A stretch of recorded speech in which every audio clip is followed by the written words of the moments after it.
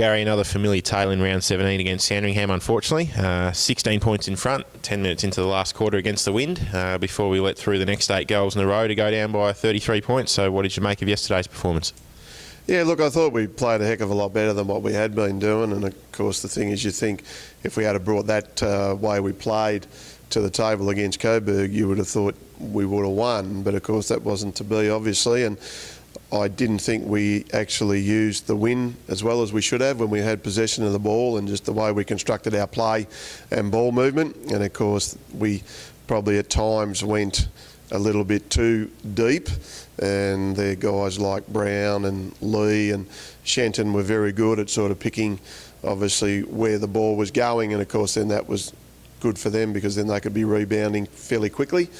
And even though we rushed through probably 4 or 5 points, I still reckon we had, if I thought 6 or 7 real gettable opportunities, and again that just keeps the scoreboard ticking over. And you know, we didn't again in the third make enough of it either. I thought they defended really well, and we just at times got too much about just trying to get the ball in without any real method. And of course you can't do that against obviously top liners. And I think the difference at the end of the day was their St Kilda listed players were too big, too strong, too physical and too skilled for our boys, and we just gave the ball up at times in the stoppages. And Holmes and Pearce, I think, had a fair say on how the ball was actually going to be exited out of the stoppages, and that subsequently put our defence under pressure, which I think they held up pretty well.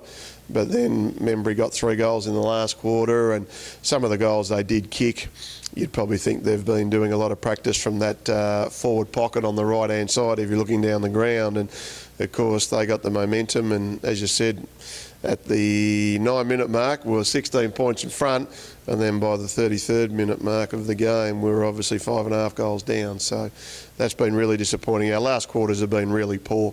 I think we're sitting in 14th position on the quarter by quarter ladder, which is extremely disappointing, and everyone's got to take responsibility. And once they get a run on, it's about controlling the ball, and we just don't have enough care, I think, when we have the ball, and that's probably brought about by the pressure of the moment. So there probably wasn't too many individual winners across the ground yesterday, because some fans may have noticed that Nathan Batsanis was named our best player, but even he was given a tagging role for the day on Clint Jones, who ended up with 33 possessions himself. So again, it's probably a case of too much being left to too few. Yeah, I think that's pretty fair. Look, we thought Jones being the dominant player, he averages about 30 a game, and of course we thought that Nathan did an okay job on him. And when you're looking at trying to put players in your best straight after the game, the way it's obviously orchestrated is you just got to name 6 players, and sometimes it's a bit of a gut feel on what you think they did on the day. You go back and review the game, and Nathan Jones actually got a lot of the ball in that sort of last probably 15, 16 minutes of the last quarter. He was pretty good around the stoppages and also too with his clearance work, and you probably got to take your hat off to him because he would have played on some of the very best over a long period of time. He's ran with guys like Gary Ablett Jr. and of course Chris Judd, just to name a couple. So when you're putting Nathan Batsanis on him, he was fairly manful with the way he went about it. I thought Lucas Cook was okay. I thought Scott Clark up until the last quarter was okay. Tommy O'Sullivan got a little bit of the ball. Toby got a bit of the ball, and you know Chris Kane probably had his best game for the season in a slightly different role than what he had been playing prior to him coming back the previous 2 times. So all in all, there was a lot of that sort of type player. Damien Masidi I thought was all right, but we're just not separating enough of our good players from our just average contributors. And you know, we've always stated here that Port play best when there's 23 contributors, not 5 or 6. And again, it's disappointing to put yourself in a position, but again, we bring a lot of what the opposition do on ourselves because of our lack of clarity. Our decision making is not clear, and of course our skill level is below what the really good sides are actually being able to execute as we speak. So terrific to see Chris Kane show glimpses of being back to his footy after his ongoing issues this year. It would have brought a smile to a lot of supporters yesterday, seeing him up and about somewhat.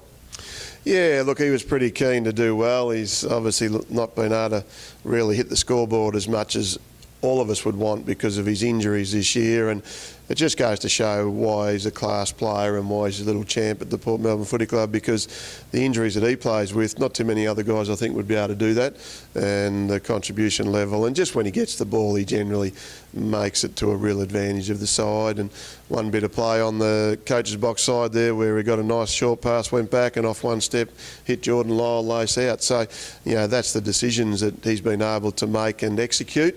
And it was good to see. That was on the upside, but of course on the downside with Huey Sandilands and Josh Kippione probably failing to get through the game, it places their positions this week in doubt. So it's just been a tale of the tape, so to speak, this year. We just can't get anything going.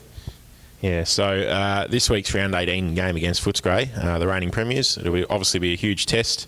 They look like they're getting back to some dynamic sort of form right at the right time of the year as well. So just knocked off Williamstown. What approach do you take this week? I'm assuming that we'll be just throwing the kitchen sink at trying to stay alive, because come 3 o'clock Saturday afternoon we'll pretty much know our fate by that stage. So, guys like James Magnet, do you look at bringing him in, or is he, is he far off, or is there anyone else we can sort of bring in and just try and make something happen on Saturday? Yeah, no, I wouldn't bring Jim back in. He's basically missed 6 months of footy, so he'd be highly unlikely to play again this year, I would have thought, depending on, as you said, what happens on Saturday. And we'll just look at the development team again. Caleb Veering had a pretty reasonable game. Outside that, there probably wasn't too many others. After half time, they sort of got obliterated by the Sandy reserve side. It ended up being almost a 10-goal win to Sandy. So that's, again, been the trouble. The guys that go back, they just can't find any form, and they're not sort of putting any pressure on me as head coach to actually want to play them. You sort of feel like you're the juggler at the minute. You're juggling, players because they don't really have great form, but the ones that are in the senior side also don't have great form. So we've always been able to think that we've had internal pressure, and that's the best pressure to have for spots. But at the minute, a lot of the guys would go out there thinking that I don't really have to play at the top of my game because there's not that much going on, really. So the cupboard's a little bit thin, so we'll throw it around again. A few of the guys had the lurgy on the weekend, so they didn't sort of put in great performances either. Brandon Hayes missed through illness. Chris Michaelides missed through illness. So we'll just have to see who becomes available as the week wears on. It's a short turnaround, but having said all that, Coburg a couple of weeks ago were able to upset Footscray, so no doubt they played extremely well to get over Williamstown. Maybe took a little bit out of them. What I would like the players to be thinking is if they can sustain what we showed for a lot more yesterday, to be able to put that into 4 quarters, that's the million-dollar question. Can we sustain it? And if we do that, we're sort of showing that we can keep ourselves in matches. So that's what I'll be imploring the players to do this week, more of what we showed yesterday. Well, Gary, best of luck against Footscray. We should mention to fans that it is a Channel 7 game, so again, we'll be hoping to show off the club in the best light.